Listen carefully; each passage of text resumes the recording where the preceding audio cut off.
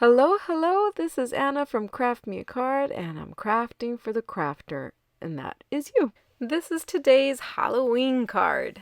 This is the card I will be sharing with you today. I believe it is simple, yet pretty, and it's also easy to make, and you really don't need a lot of materials to be able to make it. So you could use whatever you have on hand. I set myself a goal for this card. I wanted to use this purple Boo to You. I always use the black one, so I was like, I need to use this purple one. So let's get to it. So I went ahead and I grabbed, I picked actually some Halloween cardstock, and I liked to start with this purple spider one, which I think is very appropriate for Halloween. And as always, I always go ahead and cut out the middle part of the layers that I will be using, the layers that won't be shown for many reasons. I've said this in the past, I will repeat it again. It takes weight off of the card so that it doesn't topple over when they display it, and it helps you to repurpose this piece of paper that really will not be seen. So I decide to add on top of this purple a little bit of black, and the way I like to measure it is by deciding what I want my bottom layer border to be. In this case, I want a very thin bottom layer. Well, actually, little frame. I just want the purple to be seen very little. So I place my next layer, which is this black cardstock, and by eyeballing the width I want my frame to be, with a pencil or a pen, I go in and I make little tick marks on the other two sides. And then I use these marks to cut, and that'll give me my layer. I hope I didn't confuse you guys. I know that I do have some new to card making viewers, so I will upload a video explaining a little bit more in detail how it is that I do this. I just want to make sure that it's clear for you guys.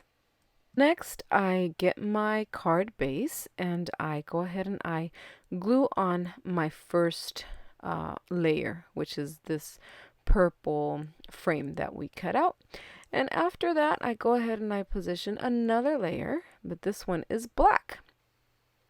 And since I also only want a little bit of the black showing, I go ahead and do the same thing and I cut out the inside piece that will not be shown on the card. And I go ahead and follow the same process. I add some liquid glue to the back of it, and I go ahead and I glue it onto my purple layer. The next layer, which is our main layer, I have to apologize, but I don't know what happened. I don't know at what point I turned the record button off, but it didn't record. And basically, I just grabbed two different cardstocks. I wanted it to be a little busy because it's going to be very simple. And I just go ahead and I cut them in half, and I place one on top of the other. You see me here going ahead and adding some glue to this layer because I'm going to add a ribbon right where the two pieces of cardstock meet, and this helps in disguising where both of them meet. Then just to finish it off, I just snip the ends of the ribbon there. Next, I decide to distress this top layer, and I would say 99% of my cards I do this distressing technique on. And it's just grabbing some distress ink, grabbing a dauber, and just going around the edges of your card. It just helps it give it a nicer look, a more finished look. It gives it depth. Yeah, you should try it if you haven't. Next, just using some liquid glue, I apply it to the back of this layer, and I place it on top of the card base. So I decide to add a little bit of goo to the top of the card. Once I put the Boo to You on it, it felt a little bare. So I thought that this would be the perfect addition. And again, this is something that you can manually cut. It doesn't have to be a die cut like I have used in this case. It's just something to finish the card off. And then using my fine tip bottle for glue, I go ahead and I add it to the top of the card. So before adding my main sentiment, the boo to you, I decide to, guess what? I decide to distress it. Again, it just helps to give it a more finished look. Using some double-sided foam adhesive, I go ahead and I cut some pieces and I add it to the back of the boo to you.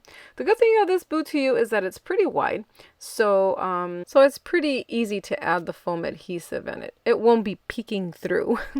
Once all the adhesive is placed on the back of the die cut, I go ahead and I place it right in the middle of the top piece of the card base. I found this bow that I had previously made for a different card but didn't end up using it. And it has like a little vintagey feel to it, which I thought is perfect for anything Halloween. So I decided to use this black bow. But I felt that the card needed something to pull it together, something to pull that orange from the top to the middle of the card. So I decided to reach for some orange ribbon. Kind of sort of the same orangey that we have with the goo. I was lucky to find in my stash this sheer organza ribbon. It's see-through. Yeah, that's why I like to have all kinds of ribbons in my stash. It gets me in trouble.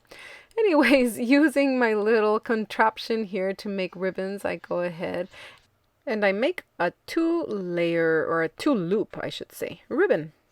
And I promise to also make a separate video on how I use this little tool. It's very helpful.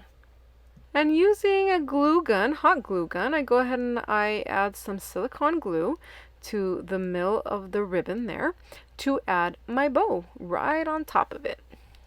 And fidgeting through so many different possibilities to finish this bow up, I decided to use this gem, this white gem or clear gem, and I think that it worked out because it brings out, kind of balances the card, bringing some of that white down to the middle part of the card.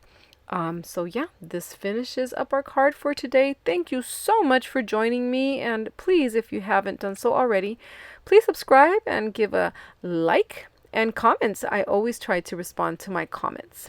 All right, see you next time, and please create and be happy.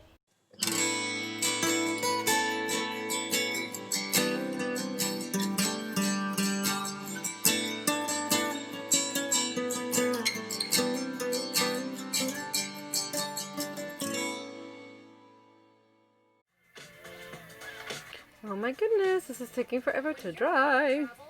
I don't think I want to wait.